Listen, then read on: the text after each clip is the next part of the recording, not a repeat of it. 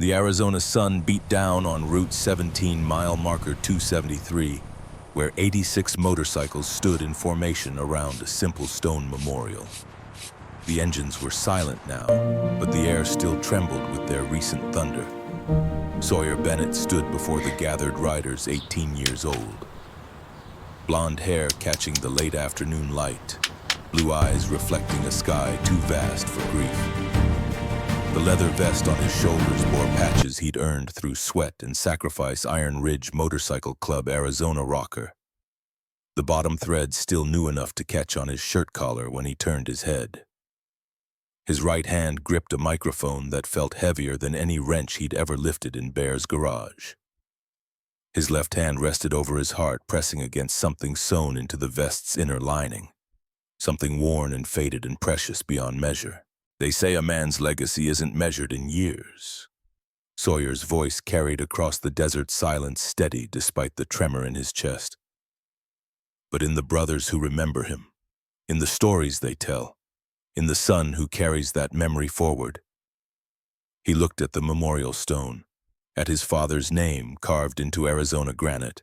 Garrett Hammer Bennett, brother, father, writer, forever in our hearts. 10 years ago, Sawyer continued, his voice breaking just slightly on the number.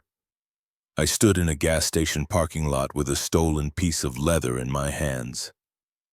I was 8 years old. My dad had been gone 6 months, and I thought I was the only person in the world who still remembered him.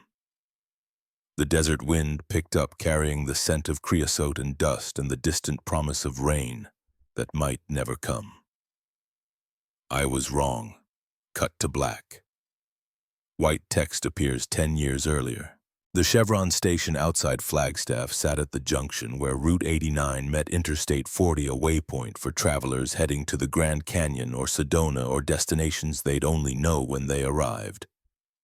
It was 3:15 on a Friday afternoon in early October, that perfect fall day when the Arizona sky turned impossibly blue and the temperature finally dropped below 90 degrees. The kind of day Garrett Bennett would have called riding weather. Decker Ashford pulled his Road King up to pump 7, grateful for the break after 3 hours straight from Phoenix. At 44, he'd learned to listen when his body asked for rest, a lesson that had come harder than it should have. The salt and pepper beard he'd been growing since leaving the paramedic service 5 years ago caught the wind as he killed the engine. Weathered lines framed eyes that had seen too much suffering and not enough healing, the legacy of 15 years working emergency calls in Maricopa County. His black leather vest bore the story of his life since he'd traded the ambulance for the open road. Iron Ridge Motorcycle Club patches a motorcycle silhouette against mountain ridges. Road captain designation, the brother responsible for planning routes, managing formation, keeping everyone safe on long runs. Arizona rocker. Pins and smaller patches that marked years of service, charity runs. Brothers lost and remembered. No military insignia. Decker's wars had been fought on city streets at 3 in the morning, not foreign deserts. His scars came from watching people bleed out while waiting for airlift, from making the calls no one should have to make, from the faces of families when he walked through emergency room doors with that particular expression they all learned to recognize. He was kneeling beside the Road King, checking the engine. It had been running rough the last 20 miles when he heard the small voice. "Excuse me, mister." Decker looked up and saw the kid. 8 years old maybe, small for his age, all sharp elbows and knobby knees visible beneath grass-stained shorts. A faded Batman t-shirt hung loose on his thin frame. Blonde hair, badly in need of cutting, fell across a face covered in freckles, the kind that multiply in Arizona sun like constellations mapping a childhood spent outdoors. His sneakers had seen better days, the rubber separating from the canvas on the left toe. But it was the eyes that stopped Decker cold. Blue eyes, red-rimmed and swollen, the unmistakable signature of recent tears. And something else, something desperate and hopeful and terrified all at once. The boy clutched something in his swollen hands, gripping it so tightly his knuckles had gone white. Decker wiped his oil-stained hands on a rag, making his movements slow and non-threatening. Kids who looked like this one, kids carrying that particular brand of pain, spooked easy. "Yeah, buddy," Decker said gently. "Can I help you?"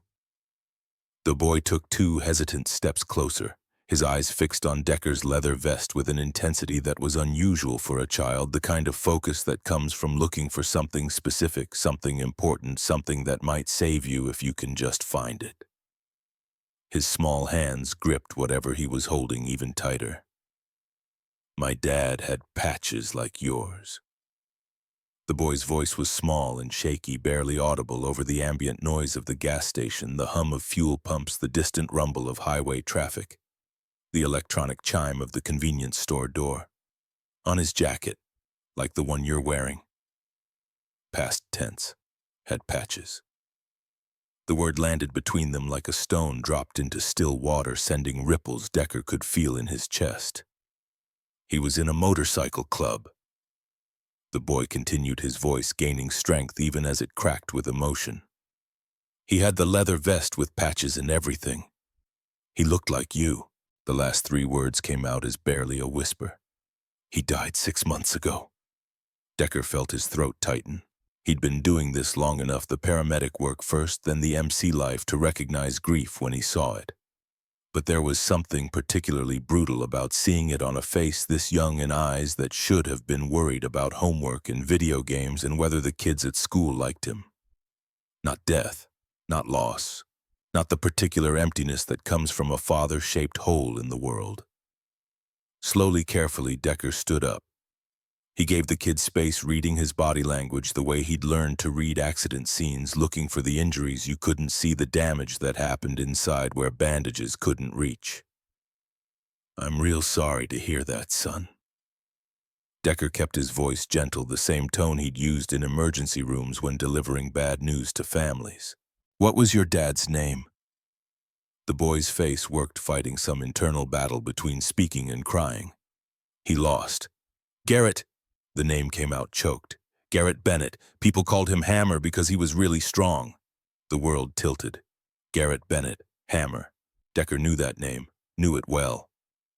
Hammer had been Iron Ridge MC Tucson chapter before he relocated to Flagstaff about 3 years back. Decker had ridden with him dozens of times, long runs to California, charity rides for veterans, the annual toy run every December where they'd collect presents for kids who might not otherwise have Christmas. Hammer was solid. Good people. The kind of brother who showed up when you called, who could fix any bike with nothing but duct tape and stubbornness. Who made you laugh on runs when the miles got long and the heat got oppressive.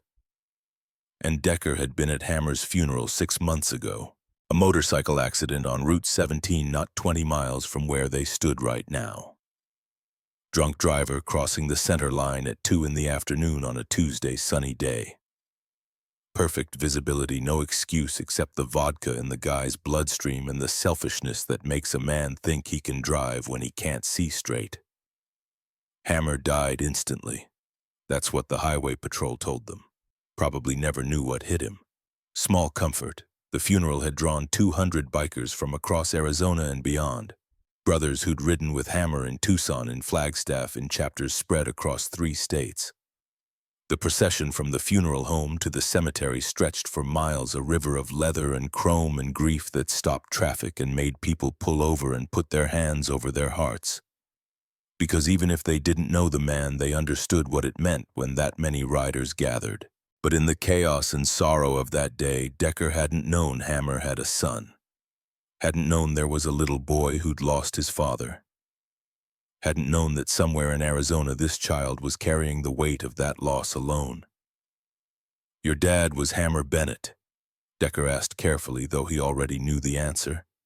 "From Iron Ridge MC Tucson chapter?" The boy's eyes went wide, blue irises expanding with something that looked dangerously close to hope. "You knew him." The words tumbled out fast and desperate. "You knew my dad." "Yeah, buddy, I knew him." Decker knelt back down, bringing himself to the kid's eye level. A lifetime of emergency medicine had taught him that you delivered important news at eye level, not from above. "Your dad was a good man, a real good brother." The boy was staring at him with an intensity that made Decker's chest hurt. "What's your name, son?" "Sawyer." The word came out steady like he'd been practicing it. "Sawyer Bennett." Decker glanced down at the boy's hands, at what he'd been clutching this whole time. Now he could see it clearly. A patch. Worn leather, the colors faded from sun and handling. The Iron Ridge MC logo, a motorcycle silhouette against mountain ridges still visible despite the wear. The edges were frayed like it had been torn from something rather than carefully removed. "Is that your dad's patch, Sawyer?" The boy nodded and held it out with trembling hands, offering this piece of his father like a precious relic. Which Decker supposed it was. After he died. Sawyer's voice dropped to just above a whisper, forcing Decker to lean in to hear. "Mom put his vest away in the closet. She said I couldn't have it until I was older, that it was too valuable, too important that I might lose it or damage it." The boy's hands shook as he spoke. "But I took this patch off when she wasn't looking. I used Dad's pocket knife, the one he taught me to use, the one with the bone handle, and I cut the stitches real careful so I wouldn't ruin it. Took me almost an hour because my hands kept shaking and I had to stop every time I heard Mom coming." Sawyer looked down at the patch, his thumb tracing the faded logo. "I carry it everywhere now. In my pocket during the day, under my pillow at night, sometimes." His voice broke. "Sometimes I hold it up to my face and I can still smell him. Oil and leather and that cologne he wore, the one that came in the dark blue bottle. The one Mom bought him every Christmas." Decker's eyes were burning. This kid had torn a patch off his dead father's vest because it was the only piece of his dad he was allowed to keep close. Because some well-meaning adult had decided an 8-year-old wasn't ready to hold on to the things that might bring comfort. Because grief made people make stupid decisions about what children could and couldn't handle. "Sawyer," Decker said quietly, "where's your mom right now?" The boy gestured vaguely toward the convenience store where Decker could see a woman at the coffee counter through the plate glass window. "She's inside getting coffee. She doesn't like it when I talk about Dad." Sawyer's voice got smaller with each word. "She says it makes her too sad and I need to move on. That dwelling on it isn't healthy. That Dad would want me to be happy." The words came out like he'd memorized them, like he'd heard them so many times they'd worn grooves in his brain. "But I don't want to move on." The tears were falling now, running down those freckled cheeks, dripping off his chin onto the hot asphalt. "I don't want to forget him. I don't want to pretend he wasn't important. Everyone keeps telling me to move on, to be strong, to not cry so much." Sawyer's voice rose, 8 years of life and 6 months of suppressed grief pouring out in a gas station parking lot to a stranger who happened to be wearing the right patches. "Mom won't talk about him because it makes her cry. My grandparents say I need to be strong for Mom, that she's going through enough without me making it harder. My friends at school don't know what to say, so they just stopped asking. My teacher told me grief is a process and I need to work through it and come out the other side." The boy was crying openly now, his small body shaking with sobs. "But nobody will let me talk about him. Mom won't tell stories, my grandparents avoid my questions. It's like everyone wants to pretend he didn't exist. Like if we just don't mention him, everything will go back to normal." Sawyer looked up at Decker with eyes that held too much pain for someone so young. "But he did exist. He was my dad, and he was the best dad in the whole world. He taught me how to ride a bike and how to check the oil in a car and how to tie my shoes the right way so they don't come undone. He made me pancakes every Saturday morning in shapes, dinosaurs, and rockets, and once he made one that looked like a motorcycle." The words were tumbling out faster now, like a dam breaking. "He took me on rides on his motorcycle. I had my own little helmet blue with flames on it, and I'd sit in front of him and he'd go real slow through the neighborhood and I felt like I was flying. He said when I got bigger he'd teach me everything about bikes and I could be in his club too. He said I'd make a good rider someday because I wasn't afraid and I paid attention, and I remembered what he taught me." Sawyer's voice cracked completely. "But then he died and nobody will talk about him and I'm so scared I'm going to forget." I'm scared I'm going to forget what his voice sounded like or the way he laughed or how his hands looked when he was working on his bike. I'm scared that if I move on like everyone says I should, there won't be anything left of him except this patch." The boy was sobbing now, and Decker did the only thing he could think of. He pulled Sawyer Bennett into a hug.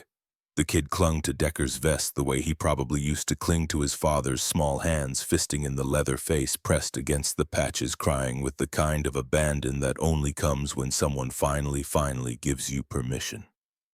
Decker held him and let him cry. He'd held enough grieving people in his life, in emergency rooms, at accident scenes, in the terrible moments when hope died and reality set in, to know that sometimes the only thing you could do was bear witness. To be present, to not look away. "Your dad existed," Decker said quietly, his own voice rough with emotion he didn't try to hide. "Garrett Hammer Bennett existed, and he was a hell of a man, a hell of a brother, and you don't have to forget him, Sawyer. You don't have to move on, you don't have to be strong if you don't feel strong." He paused, making sure the boy was listening. "You get to miss him for as long as you need to. You get to cry. You get to be angry that he's gone. You get to carry that patch every single day if it makes you feel close to him.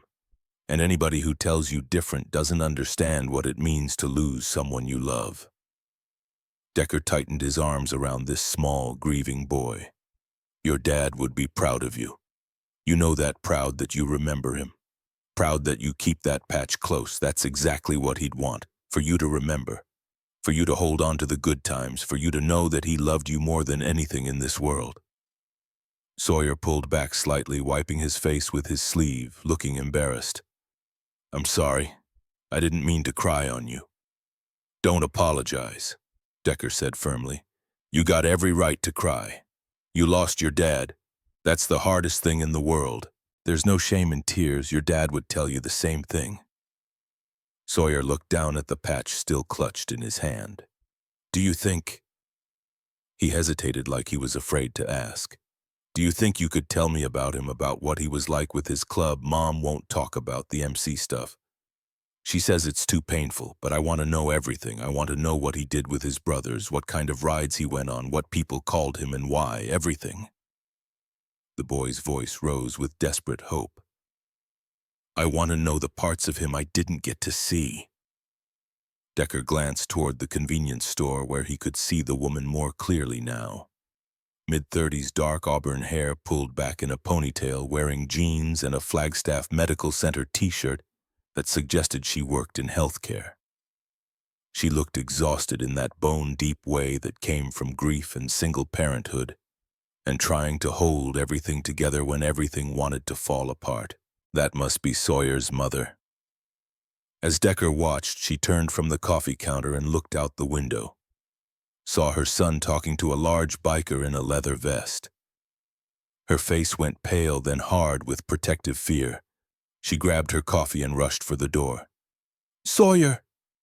Her voice carried across the parking lot, sharp with alarm.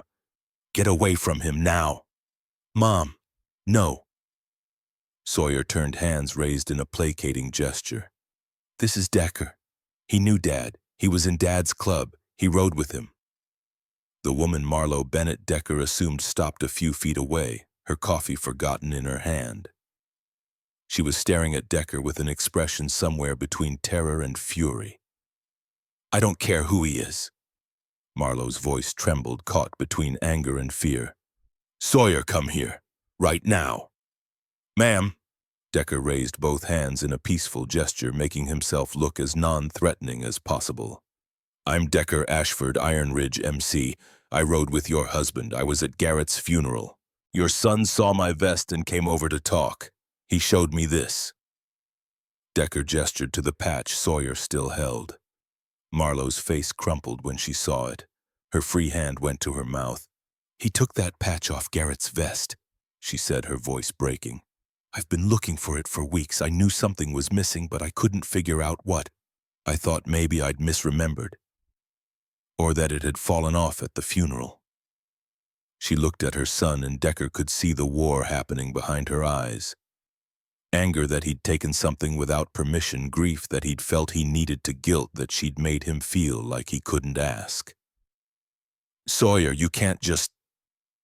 Marlowe's voice broke completely. You can't keep taking his things. Every time I see something of his, every time I smell his cologne or see his jacket or find one of his tools in the garage, She stopped breathing hard, fighting for control. It hurts too much. Mrs. Bennett, Decker said gently, can we talk for a minute, please? Marlowe looked at him, really looked at him for the first time. Saw not just the leather and the patches in the beard, but the expression in his eyes, the understanding, the shared knowledge of what it meant to lose someone. The exhaustion in her face deepened. She just looked tired and sad and so far past overwhelmed that Decker wasn't sure there was a word for it. What do you want? Decker chose his words carefully. Your son is grieving. He's carrying his father's memory and nobody's letting him talk about it. He paused, making sure she was listening. Sawyer needs his dad's brothers, Mrs. Bennett. He needs people who knew Garrett, who can tell him stories, who can help him understand that his father mattered to more people than just family. That Garrett Hammer Bennett made a difference in this world. Decker met her eyes. Iron Ridge MC would like to do that for him. For both of you, if you'll let us. Marlowe's eyes filled with tears. She set the coffee cup on the hood of a nearby car, her hands shaking too badly to hold it. I can't... The words came out strangled. I can't keep reliving it. Every time Sawyer talks about Garrett, every time he asks about the motorcycle or the club or what his dad was doing the day he died, I have to relive losing him. Her voice rose, pain bleeding through every word. I have to see that highway patrol officer at my door. I have to see Garrett's motorcycle on its side with the front end crumpled and chrome scattered across the highway like broken glass. I have to hear them say massive trauma and died at the scene, and he didn't suffer like that makes it better somehow. Marlowe was crying openly now, 6 months of carefully maintained composure fracturing in a gas station parking lot. I have to remember that I was at work when it happened, that I was checking someone's blood pressure and restocking exam rooms while my husband was dying 20 miles away. That by the time they called me, by the time I got to the hospital, there was nothing left to do except identify the body and sign papers and make phone calls to tell people that the man I loved was gone. She wrapped her arms around herself, trying to hold together pieces that wanted to scatter. I know I'm handling this wrong, Marlowe said, her voice dropping to barely above a whisper. I know Sawyer needs to grieve. I know I should talk about Garrett more. Should answer his questions, should let him remember. The confession came out in a rush, but I don't know how to help him process his grief without drowning in my own. I don't know how to be the strong mother he needs when I can barely get out of bed most mornings. I don't know how to move forward when moving forward feels like leaving Garrett behind. Decker let her words settle. He'd heard variations of this speech before from families in emergency rooms, from people who'd just lost loved ones, from the widow of his own brother Caleb 15 years ago, when Decker had finally worked up the courage to visit. Grief wasn't a problem to be solved. It was a weight to be carried. And sometimes the weight got too heavy for one person alone. You don't have to do it alone, Decker said quietly. That's what I'm trying to tell you, Mrs. Bennett. That's what Iron Ridge MC means. We take care of our brothers always, and that means we take care of our brothers' families too. He paused, letting that sink in. We should have been there for you and Sawyer these past 6 months. That's on us. We didn't know Garrett had a son, didn't know you needed us. That was a failure of Brotherhood, and I'm sorry for it. Decker gestured to Sawyer, who was watching his mother with desperate hope written across his face. But we know now, and we want to help. If you'll let us. Marlowe looked at her son, saw the patch he'd been carrying, the red-rimmed eyes, the hope and the desperate need for connection to the father he'd lost. Saw maybe what Decker had seen, a boy drowning in grief that nobody would acknowledge. What are you proposing? Her voice was cautious but not dismissive. I want to call my club brothers, the ones who knew Garrett best. I want them to meet Sawyer. Decker spoke slowly, giving her time to process. I want to tell him stories about his dad, about the kind of man Garrett was, about the rides they shared and the laughs they had and the respect he commanded. He met her eyes. And I want to make sure you both know that Garrett's memory is honored, that his son is part of our family, that you're not alone in this. Decker paused. And I want to give Sawyer something I think Garrett would have wanted him to have. Marlowe hesitated. Decker could see the war playing out across her face, fear of the motorcycle culture that had in her mind gotten her husband killed. Fear of losing control, fear of trusting strangers with her son's grief. But also recognition. Recognition that whatever she'd been doing wasn't working. That Sawyer was getting worse, not better. That isolation wasn't protecting either of them, it was just making the pain sharper and lonelier. Finally, slowly, she nodded. Okay, Marlowe said, but not here, not at a gas station. This isn't... She gestured vaguely at the pumps in the convenience store. This isn't the place for something like this. Decker pulled out his phone. How about the Iron Ridge Clubhouse? It's about 20 minutes from here, just outside Flagstaff. You could follow me there. He kept his voice gentle, non-threatening. There's photos of Garrett on the walls. Brothers who can tell stories, a place where his memory lives on. He looked at Sawyer, then back at Marlowe. A community that wants to meet Hammer's son. Marlowe was quiet for a long moment. Then she looked at Sawyer. Is this what you want, baby? Sawyer nodded so hard his too long blonde hair fell into his eyes. Yes. Please, Mom. I want to meet Dad's friends. I want to hear about him from people who knew him. Marlowe took a deep, shaky breath. Okay, we'll go. She looked at Decker. Just for today, to meet them. After that, we'll see. It wasn't permission, but it was a start. Decker made the calls while Marlowe finished getting her coffee, and Sawyer waited by the car, still clutching that worn patch like a lifeline. First call went to Lennox Cage Boone, Iron Ridge, Flagstaff chapter president. 52 years old, Lennox had been riding with Iron Ridge for 30 years, had built the Flagstaff chapter from nothing. His voice was gravel and honey shaped by decades of cigarettes he'd finally quit and Arizona sun he couldn't avoid. Cage, it's Decker. I'm at the Chevron off 89. I need you to call an emergency meeting. Everyone who can make it to the clubhouse in the next 30 minutes. What's going on, brother? Decker looked across the parking lot at Sawyer, who was showing his mother the patch, explaining something with animated hand gestures. Hammer's kid just walked up to me. 8 years old. Been carrying his dad's patch for 6 months, grieving hard. Mom's been telling him to move on. Silence on the other end of the line. Then Lennox's voice tight with emotion. Hammer had a kid. Yeah, and we didn't know. We should have known, Cage. We should have been there. Hell. A pause. You're bringing him to the clubhouse. If Mom agrees, she's scared, brother. Scared of us, scared of the bikes, scared of everything that reminds her of how she lost him. We'll be gentle. Who else are you calling? Bear. He needs to be there. I'll make the other calls. 30 minutes, Decker. Everyone who can drop everything will be there. The second call went to Thaddeus Bear Garrett. 52 years old, 6'4", 260 pounds of muscle and Norwegian heritage, and the biggest heart in Arizona. Bear had been Hammer's best friend for 12 years. They'd met in Tucson, had ridden thousands of miles together, had worked on bikes in garages and driveways across the Southwest. Bear had cried at Hammer's funeral, had been one of the pallbearers, had placed a wrench, Hammer's favorite tool, in the casket before they closed the lid. Bear, it's Decker. Hey, brother, what's up? I'm at a gas station off 89. Hammer's son just walked up to me. The silence stretched so long Decker thought the call had dropped. Hammer's what? His son, Sawyer, 8 years old. Blonde hair, blue eyes, looks just like Garrett when he was young. Remember that photo Hammer had on his phone, the one of him as a kid in Little League? Oh my God, Bear's voice cracked. Hammer had a boy.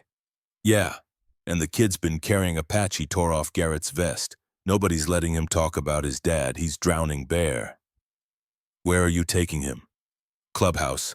If his mom doesn't bolt, she's terrified. I'm in Tucson, that's 2 hours. Can you make it? Brother, I'll be there in 90 minutes. Tell Hammer's boy Uncle Bear is coming. Decker called 6 more brothers, men who'd ridden with Garrett, who'd worked beside him, who'd known him as more than just patches and leather. Every single one of them said the same thing. I'm on my way, because that's what Iron Ridge meant. When a brother needed you, even a brother who'd been dead 6 months, even a brother's son you didn't know existed, you dropped everything and you showed up. 23 minutes later, Decker led Marlowe's Honda Accord through the industrial outskirts of Flagstaff to a converted garage that had been home to Iron Ridge MC Flagstaff chapter for 15 years. The building wasn't much to look at from the outside corrugated metal siding. A roll-up bay door big enough for bikes to ride through, the windows covered with security bars. But the bikes lined up in front told a different story. 18 motorcycles already parked in formation. Harleys mostly, though. There was a vintage Indian and 2 custom builds, chrome gleaming in the afternoon sun, leather saddlebags, patches and pins, and the accumulated artifacts of men who'd spent decades on the road.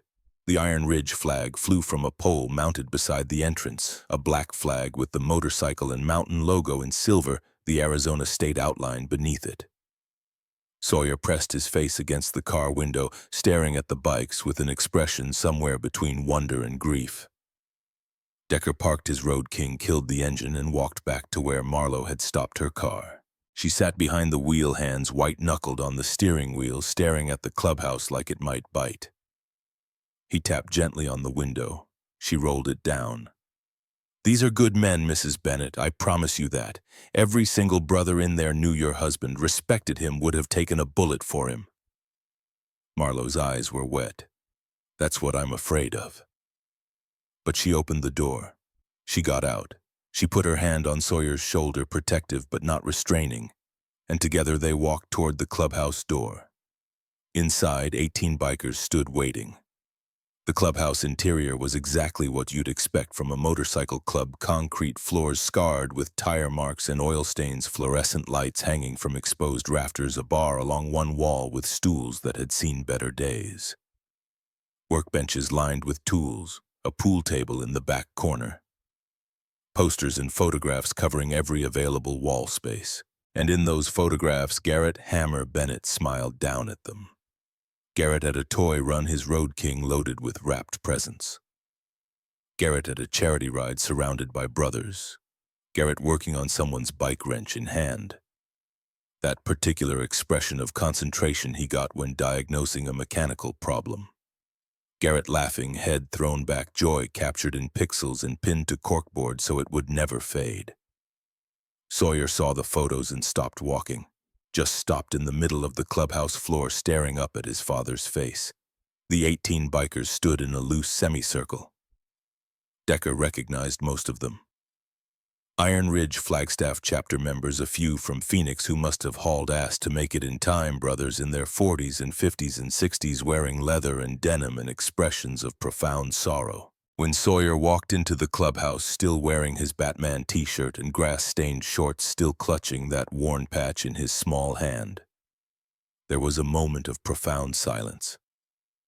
These men, hardened by years of riding in all weather, by loss and grief and the accumulated scars of difficult lives, looked at this small boy who had Garrett Bennett's eyes and Garrett Bennett's stubborn chin, and several of them had to look away and wipe their faces. Then Thaddeus Bear Garrett dropped to his knees.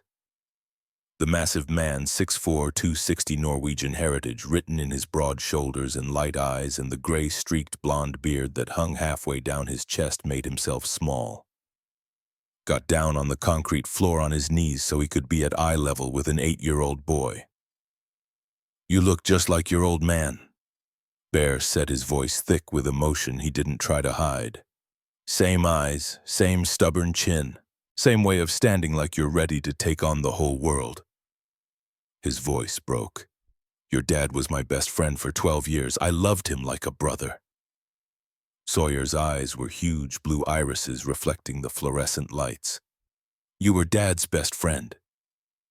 The question came out breathless. "He talked about you. He called you Uncle Bear. He said you and him rode together all the time. He said you were like brothers." Bear's face crumpled. This massive man started crying, tears running into his beard, and he didn't care who saw. "He called me Uncle Bear," Bear repeated like the words were a gift he hadn't known he needed. "To you. He called me Uncle Bear when he talked about me to you." Sawyer nodded, his own tears starting again. "He said family wasn't just blood, it was who showed up, who was there when things got hard, who rode beside you when the road got dangerous." Bear pulled Sawyer into a hug, and this small boy disappeared into the embrace of this massive man, and they held onto each other like two people drowning who'd just found something solid to grab. Other brothers gathered around. One by one they introduced themselves to Sawyer Bennett, to Hammer's son, men who'd ridden with Garrett from Arizona to California and back, who'd worked on bikes with him in garages and driveways, who'd been there for the good times and the hard times and everything in between. They told stories about the time Garrett finished a 500-mile ride in pouring rain without complaining once when everyone else was miserable and soaked and ready to quit. About how he could fix any bike with duct tape and stubbornness and a determination that refused to accept that something couldn't be repaired. About his laugh that could fill a room and make everyone else start laughing too, even if they didn't know what was funny. About the day he got his road name. "We were on a camping run up near the Grand Canyon," one brother said, "setting up tents. Everyone else was struggling with these brand new stakes that wouldn't go into the hard ground, taking 10-12 hits to drive them in." The brother smiled at the memory. "Your dad 2 hits. Every single stake. Boom, boom, done. Like he had some kind of superpower. Someone said he hit like a hammer and the name stuck." About his loyalty, about the time he rode 3 hours in the middle of the night to help a brother whose bike had broken down on a lonely stretch of highway. About how he never left anyone behind on runs, always rode sweep, always made sure everyone made it home safe. About his quiet generosity, the anonymous donations to charity, the single mothers whose cars he'd fix for free, the kids in the neighborhood he'd teach about bikes, patient and kind and never acting like their questions were stupid. Sawyer soaked it all in, asked questions, laughed at the funny stories, cried at the tender ones. For the first time in 6 months, he got to hear about his father from people who'd known a side of Garrett that an 8-year-old couldn't have seen. Marlowe sat off to the side, and Decker noticed that several women had gathered around her. The old ladies' wives and girlfriends of club members, women who understood MC life, who'd lost brothers themselves, who knew what it meant to grieve in this world. They offered coffee, tissues, quiet support that didn't require words. And Marlowe was crying too, but differently than before. Not the desperate, drowning tears of someone trying to hold it together, but the kind of crying that comes when you finally let yourself feel what you've been running from.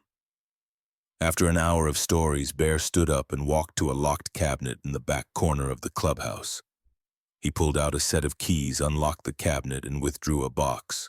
A wooden box, simple but well made, with Sawyer's name carved into the lid. Bear brought it to where Sawyer sat, surrounded by brothers. "Sawyer," Bear said, his voice steady now despite the emotion in his eyes. "Your dad was going to give you something when you turned 12. He had it made 2 months before he died. Was so excited about it he couldn't stop talking about it." Bear opened the box and pulled out a leather vest, youth-sized, black leather, clearly custom-made for a child, and it already had patches attached. Iron Ridge MC logo, not full member patches. Sawyer was years away from earning, those might never want them, but a modified version. Property of Iron Ridge MC on the back, identifying him as family, as protected as claimed by the Brotherhood. The vest was sized for a 12-year-old, clearly meant to be something Sawyer would grow into over the next 4 years. Garrett had been planning this, had been looking forward to his son's 12th birthday, to the moment when he could give his boy this vest and start teaching him about bikes and brotherhood and what it meant to be part of something bigger than yourself. He'd never made it to that birthday. "Your dad had this made for you," Bear explained, his voice rough. "He was going to give it to you for your 12th birthday and start teaching you about bikes, about how to maintain them, about the road code, about what it means to be a brother." Bear held the vest up, let Sawyer see it clearly. He wanted you to grow up knowing the Brotherhood, knowing what it meant to be part of something that lasted, that mattered, that was bigger than any one person. Sawyer's hands trembled as he reached out to touch the leather. Dad made this for me. Yeah, kid. 2 months before he died. Had it custom made by a leather worker in Tucson. Cost him a small fortune. But he was so proud, so excited to give this to you someday. Bear knelt down again. He wanted you to be proud to be his son, and he wanted you to know that being his son meant being part of Iron Ridge family. Meant having brothers who would watch out for you. Protect you, teach you, be there when you needed them. They helped Sawyer put the vest on. It was too big meant for a 12-year-old, and Sawyer was only 8. The shoulders hung too wide. The hem came down almost to his knees. But Sawyer wore it with fierce pride, his small hands running over the patches, touching the leather like it was the most precious thing in the world. Just like Dad's, he whispered. Yeah, buddy, Decker said, his own voice thick. Just like your dad's, because you're Hammer's son. You're Iron Ridge family. And that means you always have brothers watching out for you. Always. Marlo was watching from the side, tears streaming down her face, but she was smiling too. A small, broken smile that suggested maybe, just maybe, something was healing. Bear approached her carefully, respectfully. Ma'am, I need to apologize. He spoke formally with the kind of grave courtesy that came from knowing he'd failed. We should have found you after Garrett's funeral. Should have checked on you and Sawyer. Should have made sure you knew you had family. He met her eyes. We failed you. I failed you. And I'm sorry. Marlo's face worked, fighting tears. I didn't make it easy, she admitted, her voice barely above a whisper. After the funeral, I moved, changed my phone number. Couldn't handle being in the same house where we'd lived together. Couldn't drive past the places he used to take Sawyer on weekend mornings.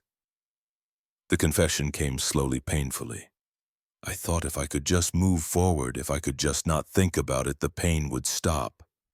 If I removed all the reminders, all the connections, maybe I could function again. Maybe Sawyer and I could build a new life. She looked at her son wearing that too big vest, surrounded by men who were telling him stories. But it doesn't stop, does it, the pain? It just gets quieter. Or you get better at hiding it, or you learn to carry it differently. One of the old ladies, Sienna Lennox's wife, and a warm woman in her early 50s with kind eyes, put her arm around Marlo's shoulders. Grief doesn't work on a timeline, honey, Sienna said gently. There's no moving on. There's just moving forward while carrying the memory, learning to live with the weight instead of trying to set it down. She squeezed Marlo's shoulder. And that's easier when you're not doing it alone. Decker stepped forward, addressing both Marlo and Sawyer, but speaking loudly enough that all the gathered brothers could hear. Mrs. Bennett, Iron Ridge MC, would like to make a commitment to you and Sawyer, if you'll allow it. The clubhouse went quiet. We want to be part of Sawyer's life, want to tell him stories about his dad, want to teach him about bikes when he's old enough, want to make sure he grows up knowing that Garrett Hammer Bennett was a good man who was loved and respected by a lot of people. Decker paused. We can't bring Garrett back. We can't undo what happened, but we can make sure his son knows who his father was, what he stood for, what he meant to the people who rode beside him. Lennox stepped forward, adding his voice as chapter president.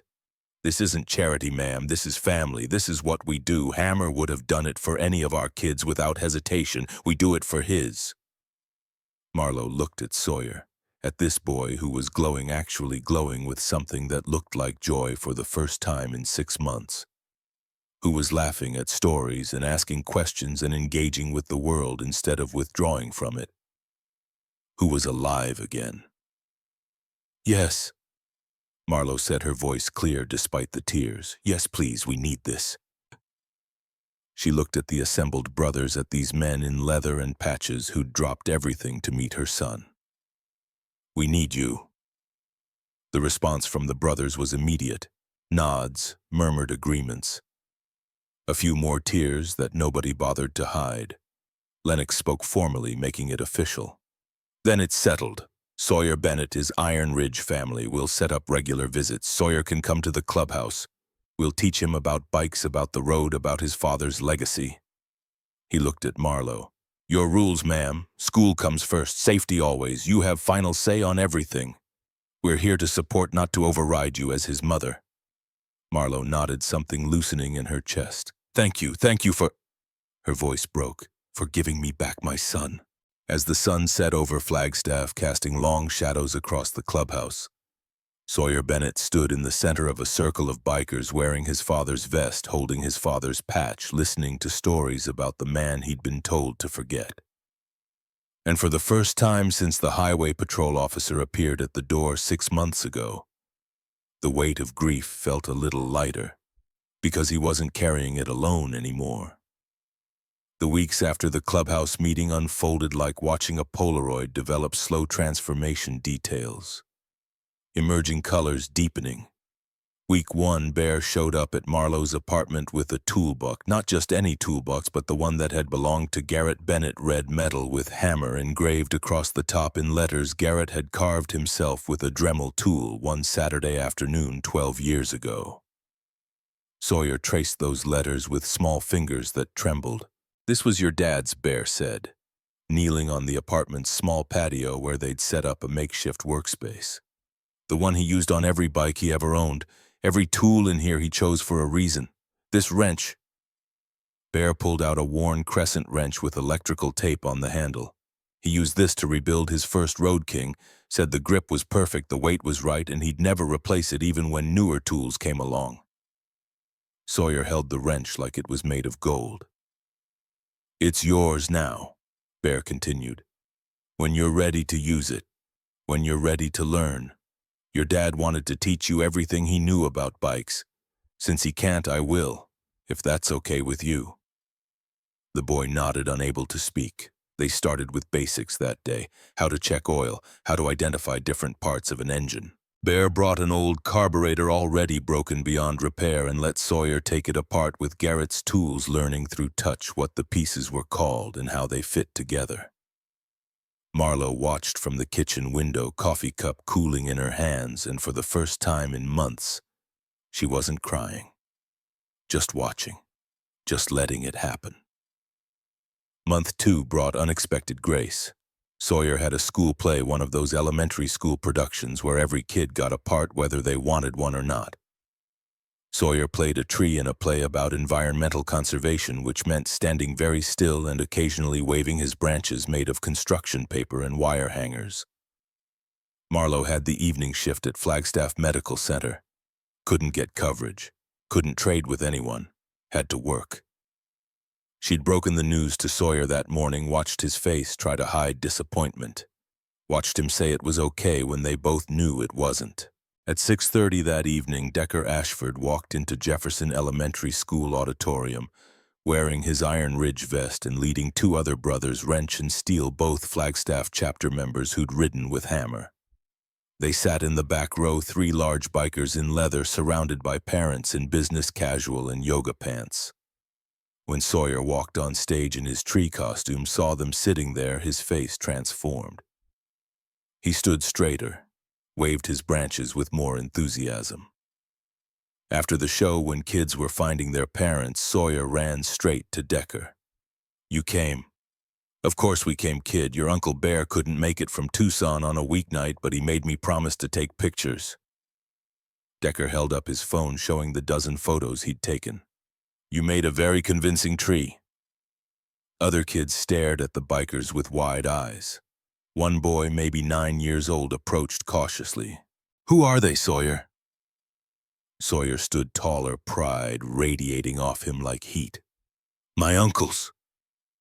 The word settled into Decker's chest and made itself at home. Month 3 brought Thanksgiving.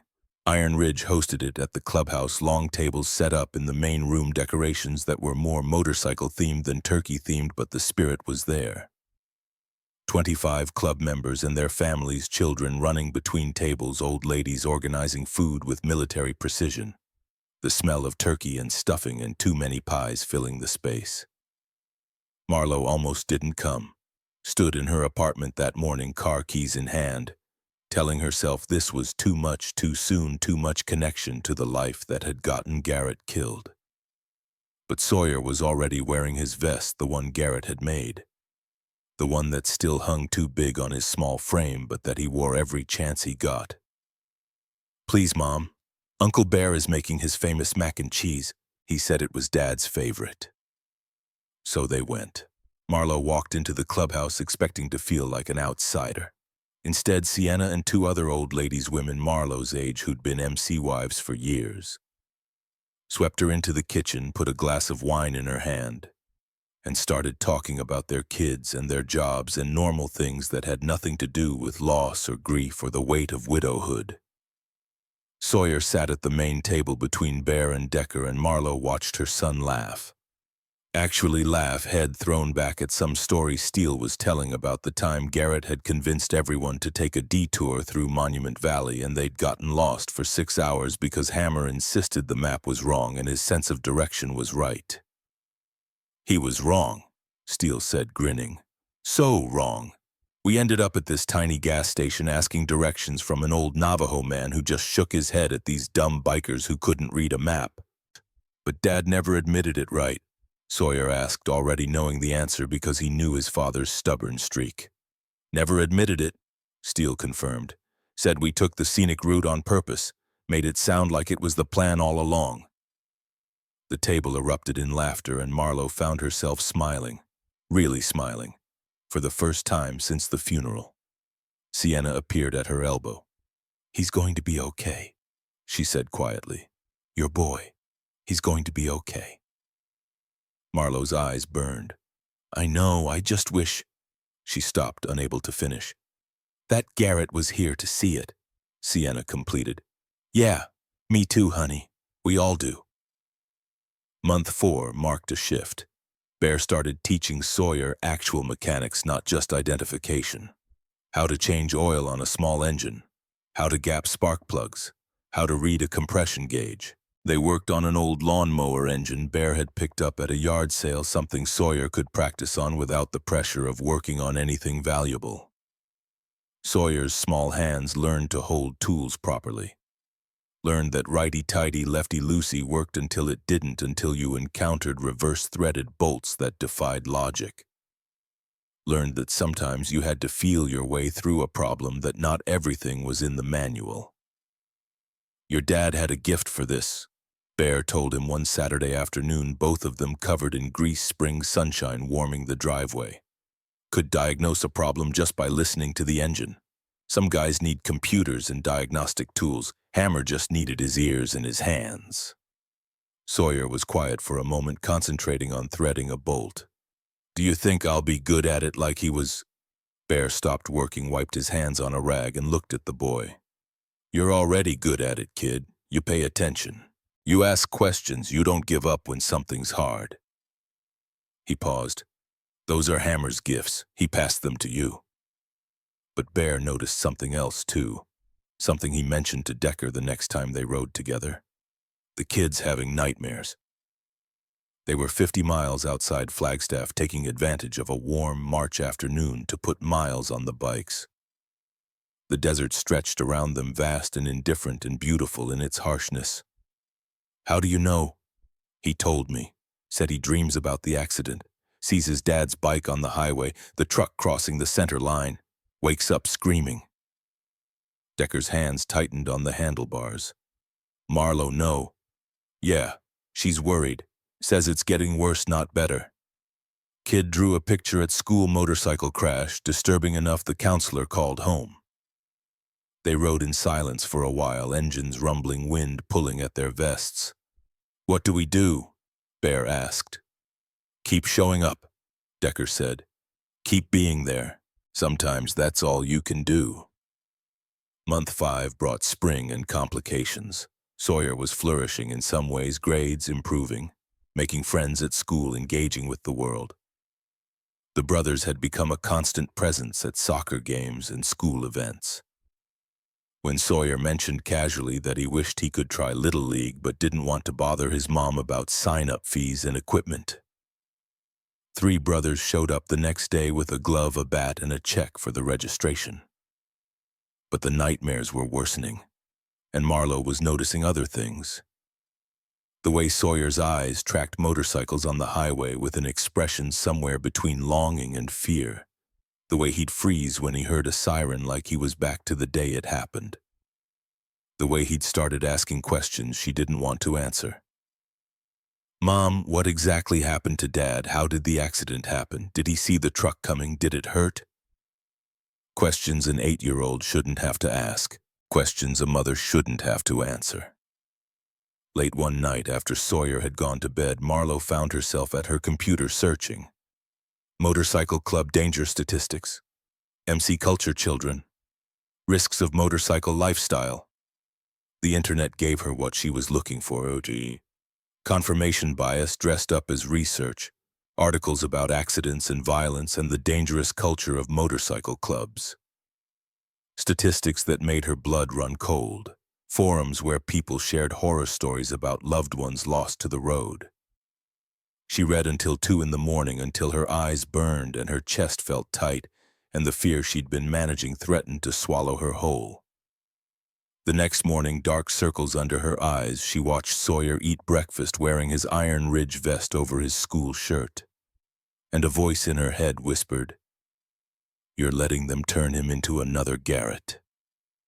You're going to lose him the same way." She pushed the voice down, sent Sawyer to school, went to work, functioned, but the fear had taken root. Month 6 arrived with Arizona heat and a breaking point. Sawyer was at the clubhouse on a Saturday afternoon learning to change a tire under Bear's supervision. The process involved tire irons, long metal bars with leverage enough to pry rubber off rim tools that required strength and technique and attention. Sawyer was concentrating, face scrunched in focus, when the tire iron slipped. Not dramatically, not dangerously, just a simple slip, the kind that happens when you're learning, when your hands aren't quite strong enough yet, and the angle isn't perfect. The iron scraped across the back of Sawyer's left hand, broke the skin. Blood welled up bright red against pale skin and black grease. Sawyer yelped more from surprise than pain. Bear was there instantly, years of emergency response kicking in, pressure elevation assessment. The wound was superficial, a glorified scrape. Would need cleaning and a bandage and maybe a Band-Aid with a superhero on it. Nothing serious. But Marlowe walked into the clubhouse at that exact moment, saw her son surrounded by bikers, saw blood on his hand, saw tire irons and tools and the trappings of motorcycle culture that had killed her husband. Something inside her snapped. "Sawyer!" Her voice came out sharper than she'd intended, fear transmuting instantly to anger, because that was easier, safer. "What happened? What did you do to him?" "Mom, I'm okay," Sawyer started, but she was already crossing the concrete floor, already pulling him away from Bear's gentle ministrations. "You're bleeding. You're surrounded by—" She gestured wildly at the bikes, the tools, the brothers. "This is exactly what I was afraid of." Bear stood slowly, hands raised in a placating gesture. "Ma'am, it's just a scrape. He's learning. This kind of thing happens when what?" Marlowe's voice rose, 6 months of suppressed fear and anger pouring out in the worst possible moment. "When you teach a child to work with dangerous tools, when you glorify a lifestyle that killed his father." The clubhouse had gone silent. Brothers who'd been working on bikes or playing pool or just hanging out all stopped, attention pulled to the confrontation unfolding. "You're making him just like Garrett," Marlowe continued, her voice breaking. "Teaching him to work on motorcycles, filling his head with stories about the road and brotherhood and all the things that sound romantic until someone's dead on the highway." She looked at Decker, at Bear, at all the brothers who'd shown up for her son. "And look where that got Garrett, dead at 38, his bike in pieces, his son without a father, his wife trying to figure out how to survive alone." The words hung in the air like smoke. Sawyer was staring at his mother with an expression Decker had never seen before.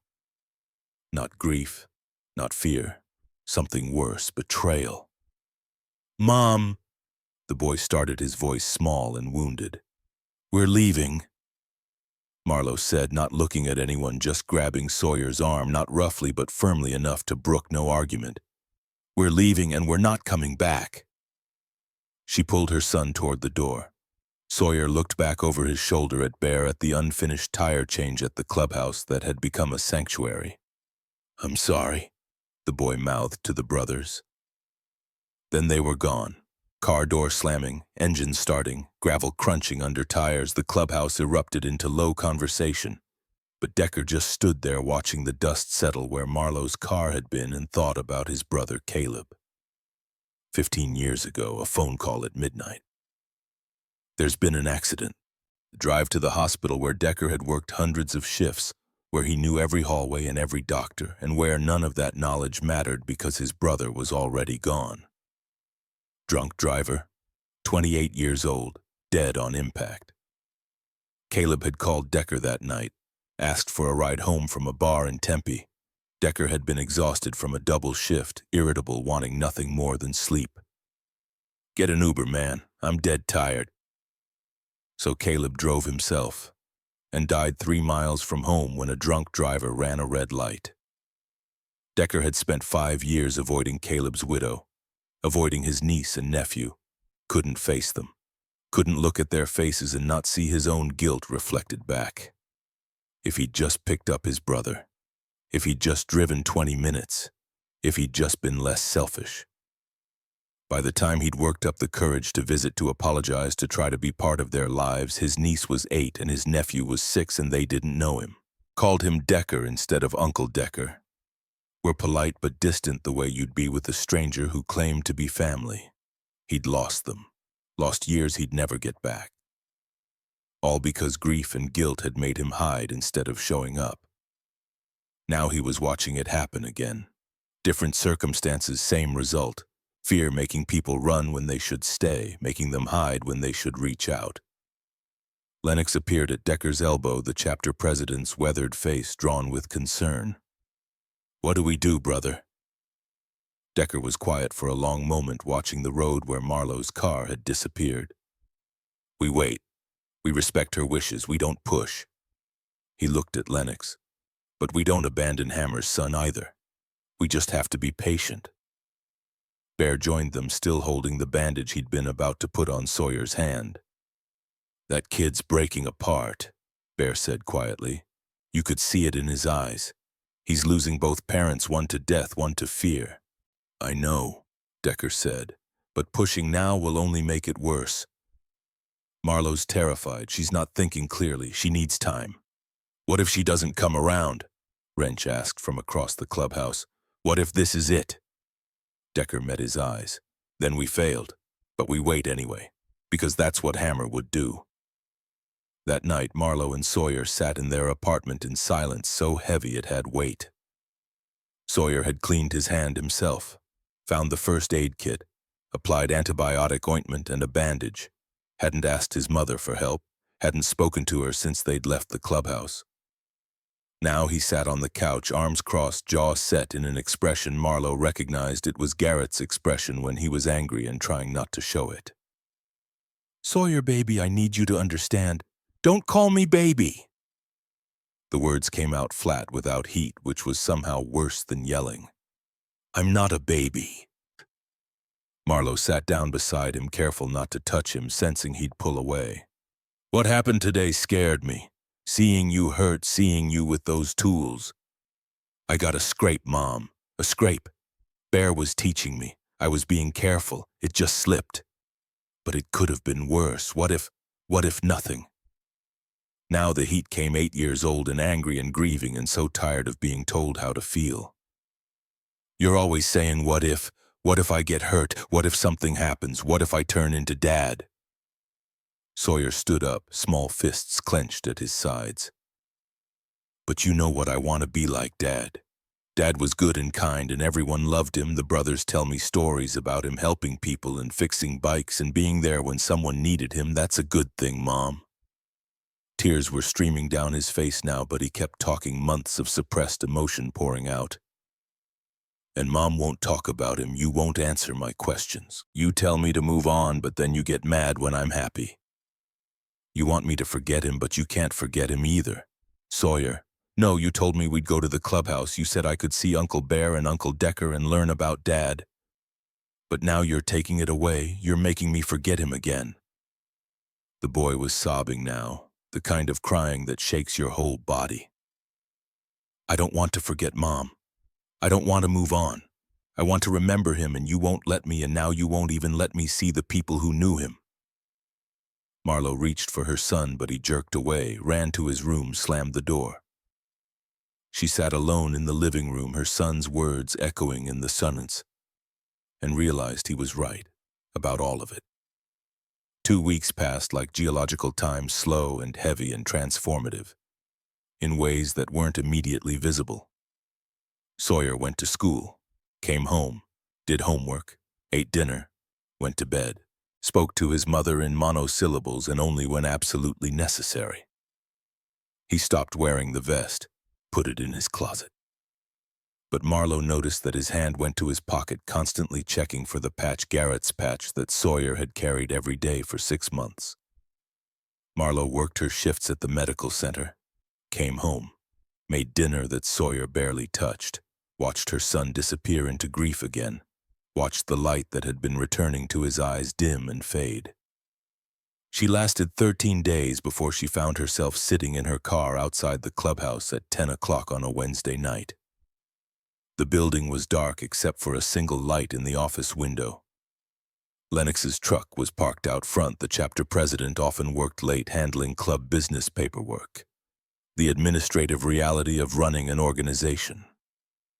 Marlo sat in her car for 20 minutes before finding the courage to knock.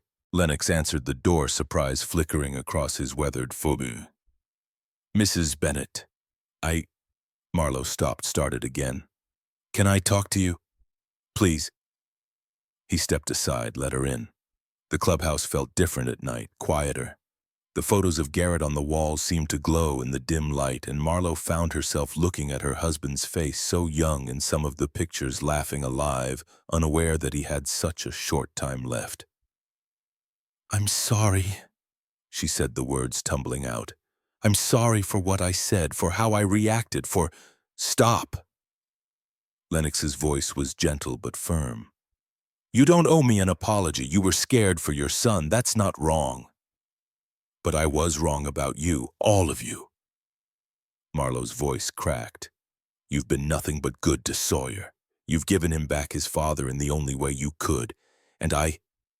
She couldn't finish, just stood there in the middle of the clubhouse crying. Lennox gave her a moment, then spoke quietly. You lost your husband. You're terrified of losing your son. That's not complicated, Mrs. Bennett. That's just human. But Sawyer's right. I have been making him choose between remembering his father and having his mother's approval. And that's unforgivable. It's fixable, Lennox corrected. If you want to fix it. Marlo wiped her eyes, took a shaky breath. Garrett died a year ago next month. I know you do memorial rides. Bear mentioned it once. She looked at Lennox. I know you're planning one for Garrett. Lennox nodded. Yeah, we were. But after what happened, I want Sawyer to be part of it. Marlo said, the words coming fast, like she'd lose courage if she slowed down. I want him to ride, with Bear if Bear's willing. I want him to be there when you honor his father. She took a deep breath. And I want to be there too, following in my car. I don't know if I can handle watching, but I can't handle not being there either. Lennox was quiet for a moment. You sure about this? No, Marlo admitted. I'm terrified. Motorcycles took Garrett from me. The thought of Sawyer on one makes me want to vomit. She met his eyes.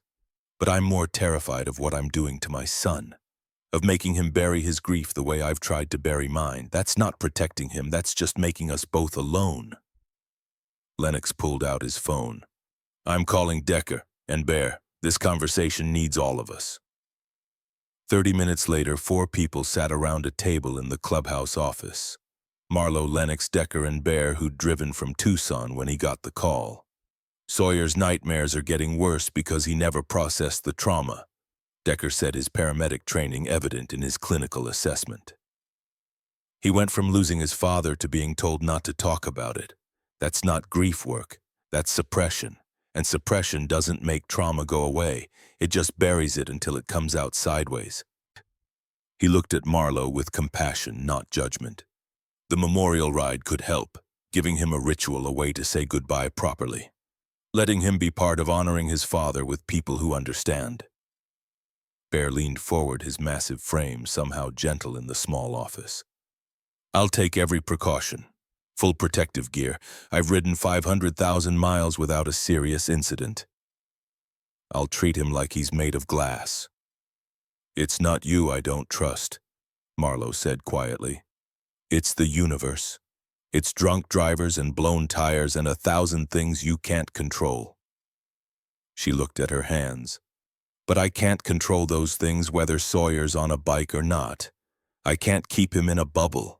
I can't let fear make me a bad mother. Sienna appeared in the doorway. She'd arrived with Lennox. Been waiting in the main room. Can I say something? At Marlowe's nod, she came in, pulled up a chair. I've been an MC wife for 26 years. Lost 2 brothers to the road in that time. It's real danger, honey. I won't lie to you about that. She reached across the table, took Marlowe's hand. But grief is dangerous too. Isolation is dangerous. Telling a child he can't grieve his father, that's dangerous in different ways. You're not choosing between safe and unsafe. You're choosing between different kinds of risk. Marlowe was crying again, but she was listening. The ride is in 3 weeks, Lennox said. Gives us time to prepare, get Sawyer proper gear, make sure he's comfortable with the idea. And gives you time to back out if you can't handle it, Decker added. No pressure, no judgment if you change your mind. Marlowe took a shaky breath. Okay, 3 weeks. I need to talk to Sawyer first, apologize, see if he'll even forgive me. Bear's voice was gentle. Kid loves you, ma'am. He'll forgive you. Might take a minute, but he will. Marlowe drove home through empty Flagstaff streets, got to the apartment at midnight. Expected Sawyer to be asleep. Instead, she found him on the couch, still dressed, holding his father's patch. Baby, she said, and this time he didn't correct her. We need to talk. They talked until 2 in the morning. Marlowe apologized, really apologized, not the adult version where you explain why you were actually right. She admitted she'd been scared, admitted she'd handled it wrong, admitted that trying to protect him from grief had just made both of them more alone. I can't promise I won't be scared, she said, Sawyer tucked against her side on the couch, both of them exhausted. Motorcycles scare me.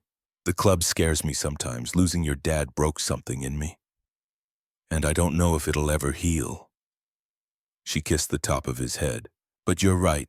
You deserve to remember him and the brothers, Uncle Bear and Uncle Decker and all of them. They're good men who loved your father. I shouldn't have taken that away from you. Sawyer was quiet for a long time. Are you going to let me go back to the clubhouse? Yeah, baby, if you want to. And the memorial ride for Dad. Marlowe's breath caught, but she forced the words out. Yeah, Bear's going to take you, and I'm going to follow in the car because I'm still your mom and I'm still going to be terrified, but... She paused. But your dad would want you there, and I'm not going to let fear make me take that from you. Sawyer hugged her, then fierce and tight, and Marlowe held her son and thought about Garrett and about grief and about how love and fear were sometimes the same thing wearing different faces. 3 weeks later, on a Saturday morning in October, exactly 1 year after Garrett Hammer Bennett died on Route 17, 86 motorcycles gathered at the Iron Ridge Clubhouse. Brothers from Flagstaff and Tucson and Phoenix, allied chapters from across Arizona, friends who'd ridden with Hammer years ago and traveled hours to be there. Leather and chrome and the low rumble of engines that sounded like distant thunder. Sawyer Bennett stood beside Bear's Road King, wearing protective gear that had been custom-fitted for his small frame. A real helmet, not a child's toy. A leather jacket sized for a 9-year-old. He'd had a birthday in the intervening weeks. Gloves, boots, everything necessary to keep him safe. The vest Garrett had made hung over the protective gear. Not safe, not practical, but necessary in ways that had nothing to do with safety. Marlowe stood beside her, Honda keys in hand. face pale but determined. Decker approached her, spoke quietly so others couldn't hear. "You don't have to do this. Nobody will judge you if you can't." "I have to," Marlowe said. "For Sawyer. For Garrett. For—" She paused. "For me.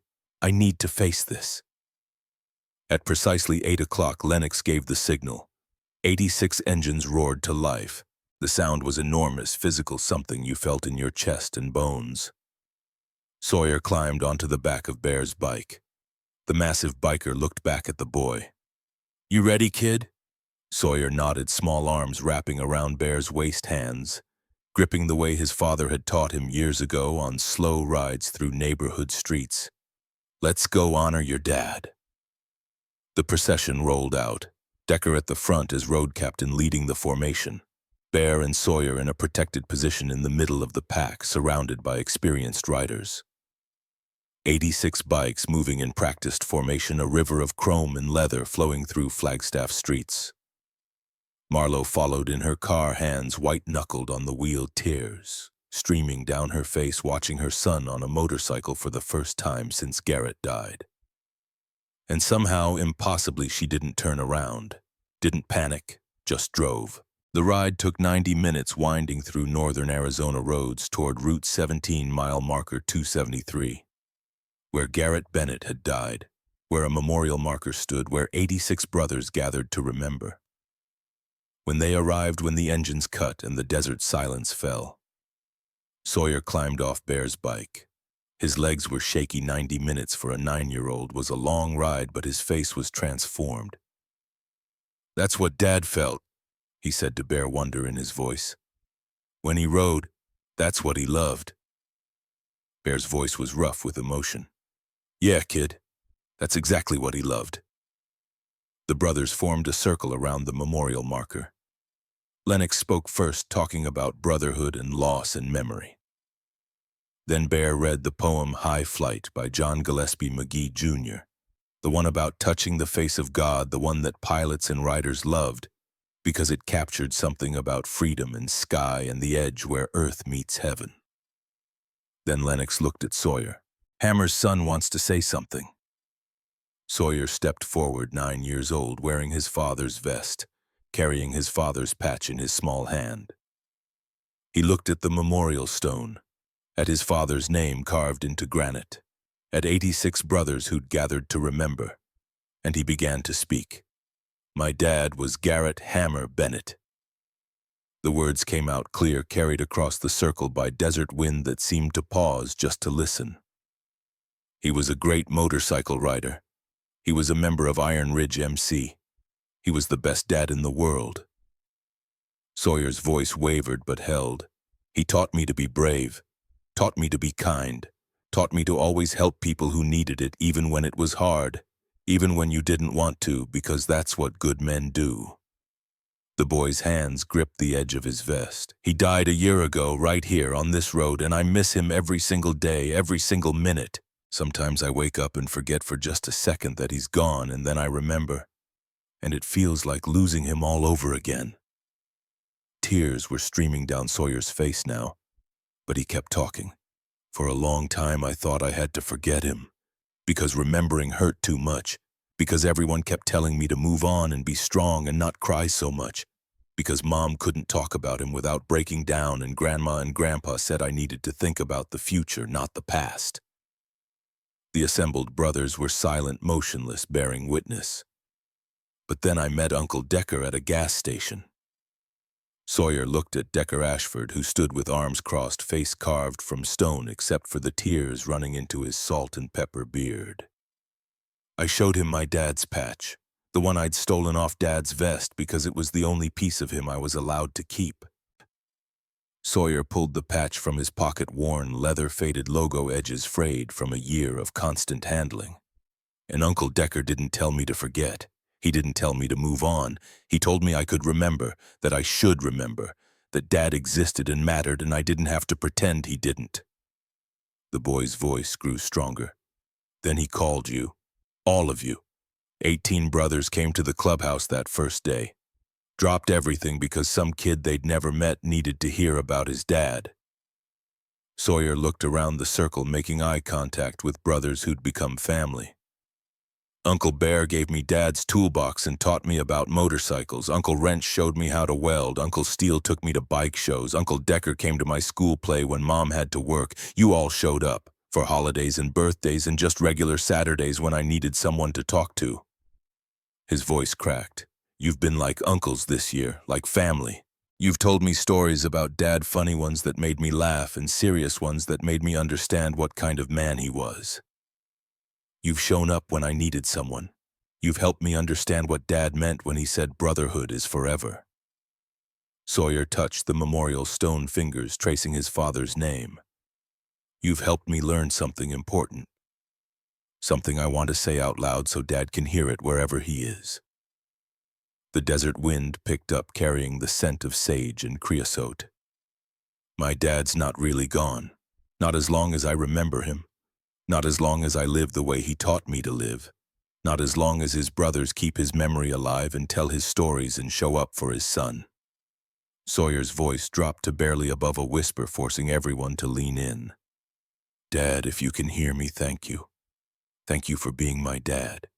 Thank you for teaching me about bikes and kindness and what it means to be a good man.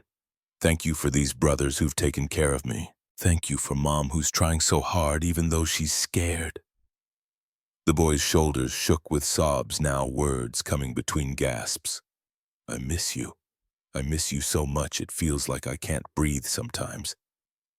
But I'm going to be okay, because you taught me how, and because your brothers won't let me forget. Sawyer looked up at the circle of bikers, tears streaming, nose running, 9 years old and carrying grief no child should bear. Thank you, he said to them. Thank you for remembering him. Thank you for not letting me forget. The silence that followed was absolute. Even the wind seemed to hold its breath. Then Bear moved. The massive man stepped forward, and in one smooth motion he picked Sawyer up and placed him on his shoulders. The boy sat there 6 feet above the ground, and Bear's voice, rough as sandpaper, thick with emotion, called out, Brothers for Hammer. 86 right hands moved as one, reaching for ignition switches. 86 engines roared to life simultaneously. The sound was enormous, physical, a wall of noise that you felt in your chest cavity and bone marrow that made the desert floor vibrate and sent a hawk wheeling away in supreme. Thunder manufactured from chrome and gasoline and the collective will of men who'd loved Garrett Bennett and who now honored his memory the only way they knew how. They held the throttles open for 30 seconds. Engines screaming, exhaust echoing off distant rock faces, the mechanical thunder of 86 bikes in perfect, terrible, beautiful synchronization. Then again, as one they released, the engines dropped to idle, the thunder faded to rumble. And in that sudden comparative quiet, Sawyer's voice came from atop Bear's shoulders, small but clear. Dad heard that. I know he did. Bear's shoulders shook with sobs, but he kept the boy steady, kept him safe, kept him lifted high where his father's brothers could see him. Marlo appeared at Bear's side. She'd walked from her car without realizing, drawn by some force stronger than fear. She looked up at her son, her brave, broken, healing son, and the smile on her face was complicated with grief and gratitude and love. Too big for any single expression. Your dad absolutely heard that, she said. And he's proud of you, baby, so proud. Time unspooled like thread from a spool, steady, inexorable, carrying them forward whether they were ready or not. Sawyer turned 10, then 11, then 12, and the vest that Garrett had made finally fit properly. The shoulders sat right, the hem hit at his waist. When he looked in the mirror, he could see what his father had imagined, a young man wearing the patches of brotherhood, growing into the legacy of a good name. The nightmares had faded. Not disappeared, trauma didn't work that way, but diminished to occasional occurrences rather than nightly terrors. When they came, Sawyer knew how to manage them. Had tools now. A therapist Marlo had found who specialized in childhood grief. Breathing exercises, and brothers he could call at 2 in the morning who would talk him down from panic. He'd used that last option exactly twice. Both times Decker had answered on the second ring voice alert despite the hour and had stayed on the phone until Sawyer's breathing steadied and sleep became possible again. "That's what family does," Decker had said both times. "We show up, even at 2 a.m. The Iron Ridge clubhouse became Sawyer's second home. He was there most Saturdays working on bikes with Bear, learning the trade that his father had mastered. His hands grew calloused. His knowledge deepened. By 13, he could diagnose most common motorcycle problems by sound alone, that same gift his father had possessed. "Kid's got the touch," Bear told Lennox one afternoon, watching Sawyer rebuild a carburetor with steady, confident hands. Garrett would have been so proud. The words were past tense but not painful anymore. Just true. Sawyer made other friends too, kids at school, teammates from the soccer league. Bear had enrolled him in normal friendships with normal complications. But the brothers remained central. They attended his games, showed up for school events, were present in the way that mattered, which was consistently and without expectation of reward. Marlo healed too in her own way and at her own pace. She started dating again at 14 months post-Garrett, a doctor at the medical center, kind but ultimately wrong for her in ways that became obvious after 3 months. Then a teacher. Then nobody for a while because it was easier. But she wasn't drowning anymore. Wasn't just surviving. Was living, which was different and harder and better. She'd become an official old lady of Iron Ridge, not romantically attached to any member but family nonetheless. Helped organize fundraisers, contributed to charity events, found purpose in the community that had saved her son, and by extension saved her. When Sawyer turned 14, Bear gave him his first real job, paid work at the custom bike shop Bear had opened in Tucson.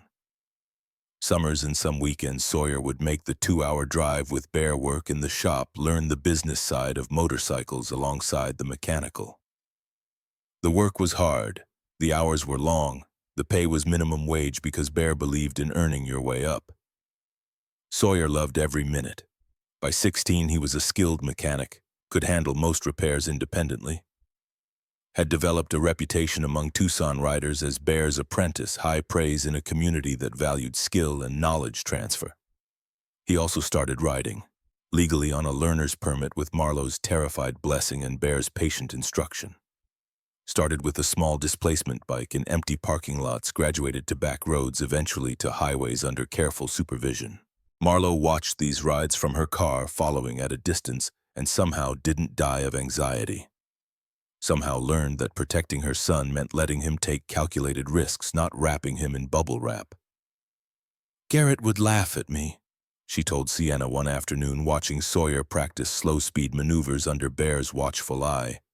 "I've become the overprotective mother he always teased me about being." "You've become the mother who loves her son enough to let him grow," Sienna corrected. "That's different." At 17, Sawyer wrote his college application essay. The prompt was something generic about overcoming adversity or a person who'd influenced you. He could have written about 100 things. He wrote about family beyond blood, about brothers who showed up, about a gas station encounter that changed everything. The essay opened, "When I was 8 years old, I approached a stranger in a Chevron parking lot and said, 'My dad had patches like yours.' I didn't know that 4 words would bring 18 men into my life. Didn't know that grief could be shared instead of suffered alone. Didn't know that family could be chosen as much as given." He got into 3 universities. Chose Northern Arizona University in Flagstaff because it was close to home and close to the clubhouse, and because leaving felt like running from something he'd spent 9 years learning to carry. His 18th birthday fell on a Friday in October. 9 years and 2 weeks after the memorial ride. 9 years and 2 weeks after he'd stood at mile marker 273 and promised his father he'd be okay. The party at the clubhouse was supposed to be small, just family, just brothers, just the people who mattered. But word spread the way it does in tight communities, and by 7 p.m., there were 60 people crammed into the space, spilling out into the parking lot celebrating this milestone. Sawyer received practical gifts from practical people. Tools from bare, professional-grade, expensive. The kind you bought when you expected someone to use them for decades. A leather tool roll from Decker, custom-made with S. Bennett embossed on the flap. College textbooks from Marlowe because she was his mother and that's what mothers gave. But the real gift came at 9 p.m. when Lennox, now 60, still riding, still serving as chapter president, called for quiet. "Sawyer Bennett," Lennox's voice carried across the clubhouse. "You're 18 now, legal adult, and there's something we need to discuss." The room went silent. Sawyer, sitting between Bear and Decker, looked confused. "You've been Iron Ridge family for 9 years, Lennox continued. "Been coming to the clubhouse since you were 8, learning from our brothers, living the values we hold. But you've been family by association because of Hammer, because of your mother, because we claimed you." Lennox paused, letting the moment build. "Now you're old enough to choose for yourself. Old enough to decide if this is your family or just your father's legacy. Old enough to prospect if that's what you want." The word hung in the air. Prospect. The first step toward full membership. A year of service, of proving yourself, of demonstrating that you embodied the values the club stood for. "You don't have to decide tonight," Lennox said. "This isn't pressure. You can walk away and you'll still be family. You can go to college and build a different life and we'll still be here. But if you want to prospect, if you want to earn your own patches, not just wear your father's memory, the option exists." Sawyer stood slowly. His face was unreadable, that same expression Garrett used to get when processing something important. "Can I say something?" Lennox nodded. Sawyer looked around the clubhouse, at Bear, who'd taught him everything about bikes, at Decker, who'd been the first to stop and listen, at Wrench and Steele and all the brothers who'd shown up for school plays and soccer games and regular Saturdays, when he just needed someone to talk to. At Marlowe, standing with Sienna, face carefully neutral, but eyes bright with tears. "I've been thinking about this for a while," Sawyer said. "About what I want, who I want to be, what it means to honor my dad's memory without just trying to be him." He reached into his pocket, pulled out the patch. The original one, worn and faded, carried every day for 9 years. "This patch has been in my pocket since I was 8 years old. I've carried it through elementary school and middle school and high school, through good days and bad days and days when I thought I couldn't survive another minute without my dad." Sawyer's voice steadied. "It's time to put it somewhere permanent." He looked at Lennox. "I want to prospect. I want to earn my patches. Not because I'm Hammer's son, though I'll always be proud of that, but because I believe in what Iron Ridge stands for. Brotherhood, loyalty, showing up, taking care of people who need it." The clubhouse erupted in applause and cheers, brothers standing, some wiping eyes, all of them recognizing what this moment meant. Bear was crying openly, making no attempt to hide it.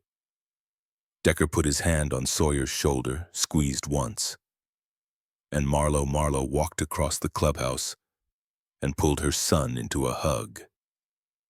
"Your father would be so proud," she whispered. "I'm so proud." "You're okay with this?" Sawyer asked, pulling back to see her face. Marlowe laughed, the sound caught between tears and joy. "No, I'm terrified. But I've been terrified for 9 years and you've turned out pretty good despite it."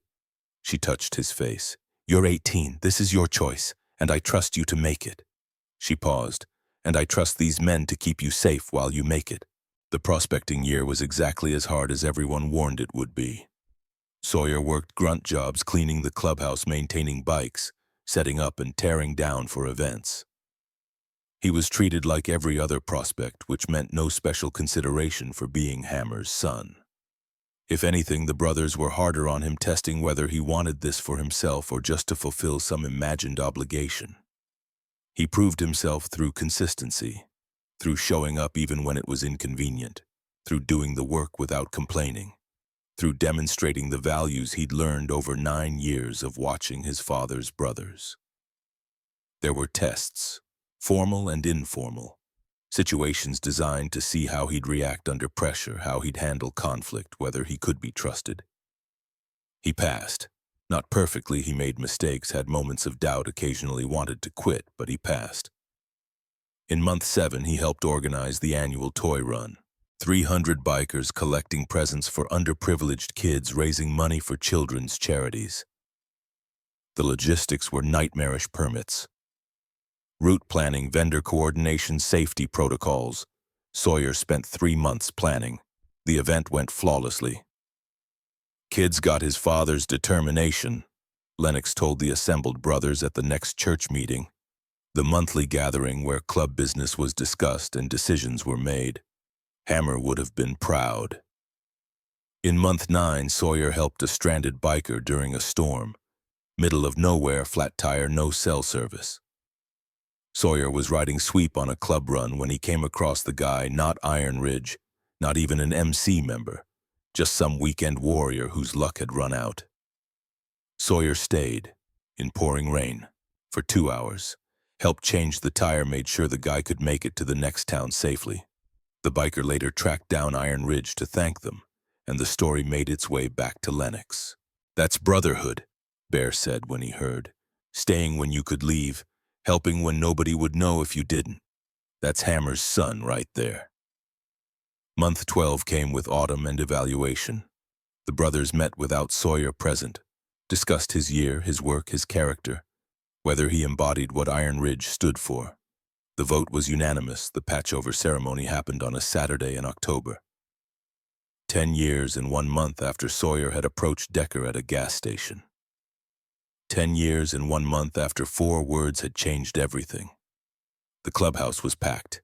86 brothers from 3 chapters, allied clubs who'd known Hammer. Family and friends who'd watched Sawyer grow up in the shadow of his father's memory. 3 prospects stood for evaluation that day. 2 others had prospected alongside Sawyer, good men, skilled riders who'd proven themselves through service and character. They were patched first, called forward individually, given their patches by Lennox. Welcomed into brotherhood with handshakes and embraces and the acknowledgement that they'd earned what they now wore. Then Lennox called for Sawyer. "Sawyer Bennett, step forward." The young man, 19, now taller than his father, had been shoulders broader from years of physical work, walked to the front of the clubhouse. He wore prospect colors, still the vest that marked him as unproven as earning his way. Lennox's voice carried across the silent room.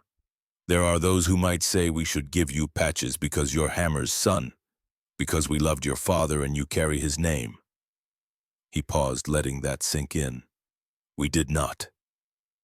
Bear stood from where he'd been sitting in the front row, walked to stand beside Lennox, addressed the gathered brothers. "I was Hammer's best friend for 12 years. I loved him like a brother, rode thousands of miles beside him, knew him better than almost anyone." Bear's voice was steady, formal, the gravity of the moment evident. "And I'll tell you something about the young man standing before us." He turned to look at Sawyer. "You are not your father." The words hung heavy. Sawyer's face remained impassive, but Decker, watching from the crowd, saw the micro-expressions, the flash of hurt, the question. Bear continued. "Garrett Hammer Bennett was brave. You are brave. Hammer was loyal. You are loyal. Hammer had a gift for mechanics and a heart for service. You have both." His voice softened slightly. "But Hammer learned those things as a man. Learned them through experience and mistakes and years of figuring out who he wanted to be." Bear paused. "You learned them as a child, through grief, through loss, through choosing every day to honor your father's memory by becoming a good man yourself." The massive biker's voice grew thick with emotion. "You chose this life knowing exactly what it could cost. You buried your father at 8 years old. You've spent 10 years living with that loss. And you still chose to prospect, still chose to earn these patches, not because they connect you to Hammer, you've always been connected to him, but because you believe in what they represent." Bear looked at the assembled brothers. "Sawyer Bennett has earned these patches twice. Once through the work of prospecting like everyone else. Once through the character he's demonstrated every day for 10 years. He turned back to Sawyer. "Your dad would be proud. But more importantly, you should be proud, because you didn't inherit this. You earned it." Lennox spoke the formal words. Brothers, we vote. All in favor of patching Prospect Sawyer Bennett into full membership of Iron Ridge Motorcycle Club. Hands raised across the room. Every single brother. Unanimous approval. Sawyer Bennett, Lennox said, come forward and receive your patches. But it was Bear who held them. The full member patches, Iron Ridge MC logo bottom rocker reading Arizona. The patches that marked you as earned as proven as brother. Bear's hands shook slightly as he pinned them onto Sawyer's vest. Your father would have been here doing this if he could, Bear said, his voice rough. He'd have been crying and proud and probably making jokes to hide how emotional he was. He finished pinning, stepped back. So I'm doing it for him. And I'm telling you what he'd tell you. You earned this. You're a good man. And you're my brother now, not just Hammer's son. The clubhouse erupted. Brothers surging forward to embrace Sawyer, to welcome him officially, to acknowledge what he'd become. But Lennox held up a hand. Called for quiet one more time. There's one more thing. Every member earns a road name. Something that captures who you are, what you represent, how your brothers see you. He looked at Sawyer. We considered Hammer Jr., considered Young Hammer, considered variations of your father's name because that's where you came from. Lennox paused. But you're not an echo of your father. You're not his second chance or his do-over or his replacement. You're your own man who happened to have an exceptional father. The chapter president's voice grew formal, ceremonial. Sawyer Bennett, your road name, the name your brothers will call you. The name that will be known wherever Iron Ridge rides is legacy. The words settled over the clubhouse like benediction. Because that's what you are. Not an echo, not a copy, but a legacy. Someone who carries forward what was given to him. Someone who honors the past while building his own future. Someone who proves that good men raise good men and that brotherhood transcends death. Sawyer's eyes were wet, but he was smiling. Legacies, he repeated, testing the weight of it. Yeah, that's... His voice broke. That's perfect. He reached into his pocket and pulled out the patch. The original. The one he'd carried for 10 years through everything. I have a request. The clubhouse went quiet. This patch, Sawyer held it up. My dad's patch, the one I tore off his vest when I was 8 years old. I want it sewn into my vest, inside over my heart, where it's been for 10 years. He looked at Bear. Can you do that? Bear took the worn leather carefully, reverently. Kid, I'd be honored. The next morning, Sawyer woke at dawn, pulled on jeans and boots and his vest with his earned patches with legacy across the back in letters that would mark him for as long as he rode. The original patch was sewn inside now, positioned over his heart. Bear had done the work last night, stitching carefully, making sure it was secure but visible if you opened the vest. A private reminder, a talisman, a promise kept. Sawyer walked outside to where Garrett's Road King waited. The bike his father had ridden for years. The bike Bear had restored after the accident, making it whole again. The bike that had been Sawyer's 18th birthday present, though technically he'd owned it for a year before being allowed to ride it unsupervised. He straddled the bike, felt the weight and balance so familiar now after 2 years of riding, turned the key. The engine caught with a rumble that was both music and memory. Behind him he heard other engines starting. Looked back to see Bear on his bike, Decker on his, Wrench and Steel and a dozen other brothers pulling out of driveways converging on his street. They'd planned this. A sunrise ride to mark his patchover, to welcome him officially into the Brotherhood. Marlowe appeared on the front porch of the house, not the apartment anymore, but a small house they'd bought 3 years ago, when the insurance settlement finally came through and Marlowe could bear to put down roots again. She wore a robe and held a coffee cup and looked at her son sitting on his father's motorcycle wearing patches he'd earned, surrounded by brothers who'd kept him safe. She raised her coffee cup in salute. Sawyer raised his hand in return. A promise without words. I'll be careful. I'll come home. I'll honor this. Then he released the clutch and rolled forward, and behind him 19 motorcycles fell into formation. They rode to Route 17 mile marker 273. To the memorial stone where this had all begun, where Sawyer had promised his father he'd be okay. 20 bikes in formation, leather and chrome in the low thunder of engines that had become the soundtrack of Sawyer's adolescence. They parked in a semicircle around the memorial, killed the engines. The desert morning was cool and quiet, the sun just beginning to paint the eastern sky in shades of orange and gold. Sawyer walked to the stone, placed his hand on his father's name. "I did it, Dad," he said quietly. Just to the stone, to the memory, to whatever part of Garrett Bennett might still exist in the Arizona morning. "I earned them, just like you would have wanted, not because of your name, but because I worked for them. Because I'm a good man." He paused. "Because you taught me how." Bear approached, stood beside him, put a massive hand on Sawyer's shoulder. "He knows, kid. Wherever he is, whatever comes after, he knows. And he's proud. You think so? I know so. Because I knew your father, and I know you. You're everything he hoped you'd be."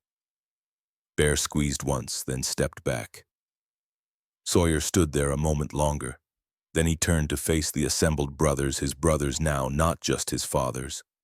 "Thank you," he said, "all of you, for 10 years of showing up, for teaching me, for not letting me forget, for giving me a family when mine fell apart." His voice steadied. "For proving that legacy isn't about being the same as someone who came before. It's about carrying forward the best of what they were while becoming your own person." Decker spoke from the circle, his voice carrying across the morning. "That's what Iron Ridge means, legacy. We take care of our own. We show up. We remember. And we make sure that good men are remembered by raising good men." He paused. "Your father started this 10 years ago when he had a vest made for his son. We're just finishing what he began." The brothers mounted their bikes, started engines.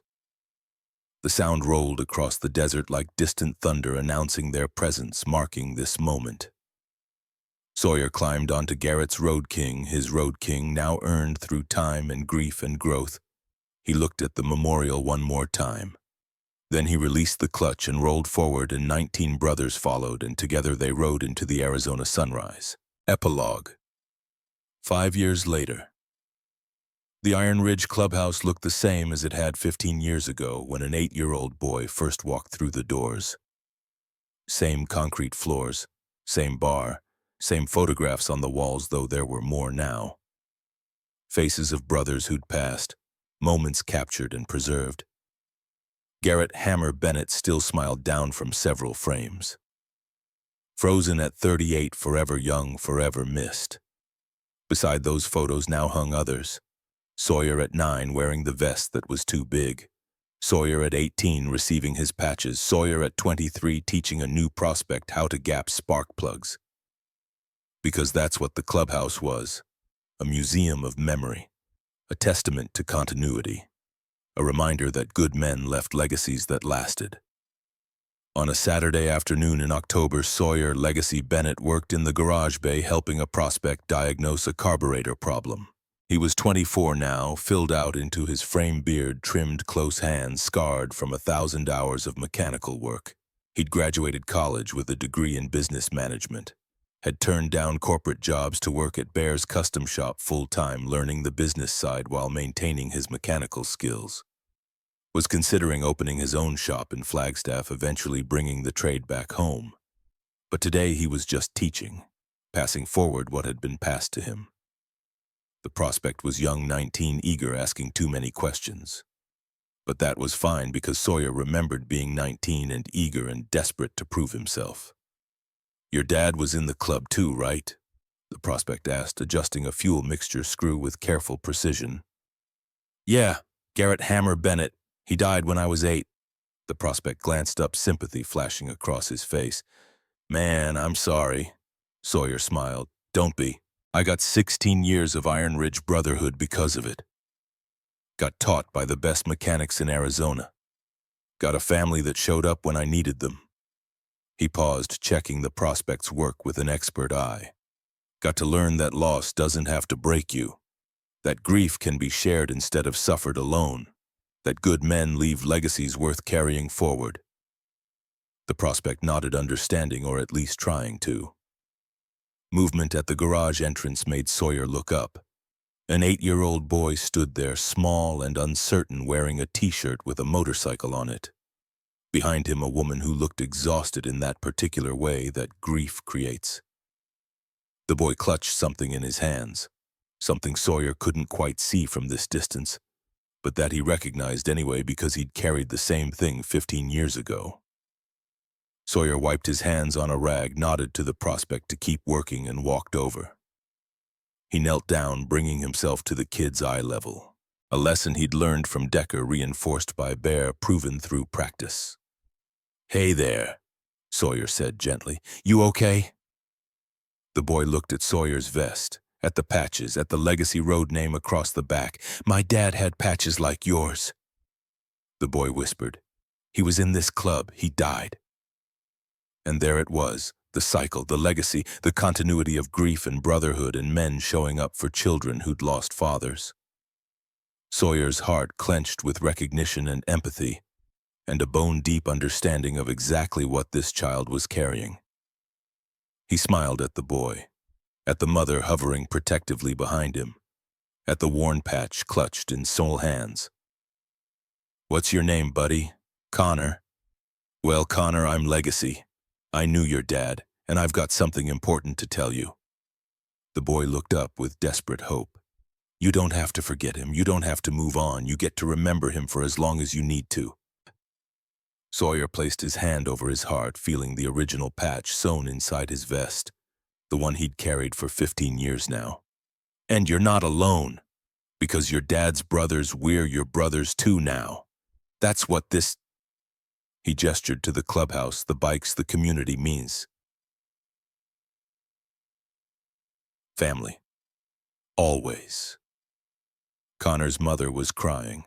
Sawyer looked up at her, gave her the nod that said, "I understand. I've been where your son is. We'll help if you'll let us." She nodded back. Permission. Hope. The tentative trust of someone drowning who'd just been thrown a rope. Sawyer stood, pulled out his phone, and made a call. "Barrett's Legacy, I'm at the Flagstaff clubhouse. I need you to call an emergency meeting." A pause. "Because a brother's son just walked in. 8 years old, carrying his dad's patch." Another pause. "Yeah, just like me. 15 years ago." He listened for a moment, then smiled. 30 minutes. Everyone who can make it. We've got a kid who needs his father's brothers." Sawyer ended the call and looked at Connor. "You ever want to learn about motorcycles, Connor? About what your dad loved, about the brothers he rode with?" The boy nodded, unable to speak. "Then stick around. Some people are going to want to meet you. People who knew your dad, who have stories, who won't let you forget." As Sawyer led Connor and his mother into the clubhouse, past the photographs of Garrett, Hammer, Bennett, and all the brothers who'd ridden before he thought about legacy. About how it wasn't a burden to carry but a gift to share, about how good men raised good men, who raised good men, creating chains of connection that transcended individual lives. About how brotherhood meant showing up 15 years ago for an 8-year-old boy at a gas station today, for another grieving child tomorrow, for whoever needed it next. His hand went to his vest, feeling the outline of his father's patch beneath the leather. Still there, still close, still reminding him where he came from and who he'd become. The story that began with 4 words, "My dad had patches like yours," continued, would always continue, because that's what legacy meant. Not an ending, a beginning, always.